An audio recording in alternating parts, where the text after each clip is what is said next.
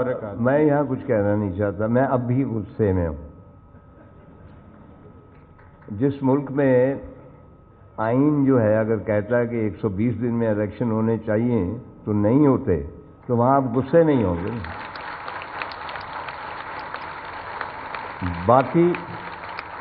باقی میں بہت کچھ کہہ سکتا ہوں، لیکن مجھے ڈیگو ڈالے سے بہت ڈر لگتا ہے. اس عمر میں خاص طور پہ میں شہید نہیں ہونا چاہتا. ایک میں ذکر کرنا چاہوں گا کہ آپ کو عام لوگ بھی بہت پڑھتے ہیں، خاص لوگ بھی پڑھتے ہیں، لیکن آپ کے ناولوں کے کچھ انگریزی تراجم بھی ہوئے ہیں. جی جی. اور خاص طور پر آپ کا جو ایک بہت ہی کمال کا ناول ہے، بلکہ اردو ناولوں میں بہت ہی زیادہ اہمیت کا حامل بہاؤ، جس نے اردو ناول کی تاریخ کو بدل دیا. مجھے ایک بات یاد آ رہی ہے، اس کے بعد آپ کنٹینیو بہاؤ کے حوالے سے. پچھلے دنوں 2-3 جو انجینئرز ہیں جن کا لٹریچر سے کوئی تعلق نہیں، تو انہوں نے بڑے تفصیلی مضامین لکھے بہاؤ کی جو کلائمیٹک چینج ہے، جس طرح دریائے سرسوتی جو ہے خشک ہوتا ہے اس کے اوپر، اور بڑی تفصیل سے.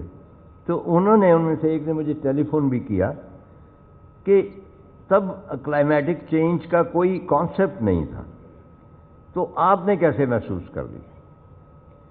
تو میں نے ان سے عرض کیا تھا کہ ایکچولی جو رائٹر ہے اگر تھوڑا بہت کریٹو بھی ہے، اس کی ایک ایکسٹرا سینسری پرسیپشن ہوتی، وہ بھانپ جاتا ہے کہ یہ ہونا ہے.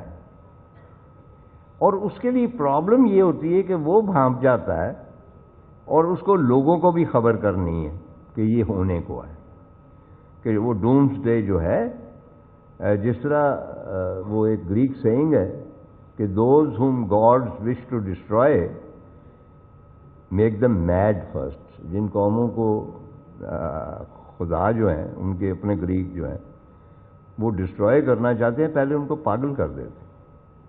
آئی فیل کہ اس وقت ہم پاگل ہو چکے ہیں.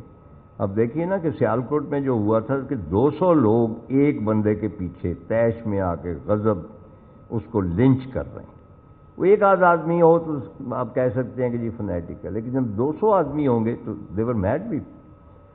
تو ہم من حیث قوم اوور آل وہ جو سینٹی کی لکیر جو ہے وہ کراس کر چکے ہیں. اب کیا ہم وہاں سے واپس آ سکتے ہیں یا نہیں، اس کے بارے میں کچھ نہیں کہہ سکتا.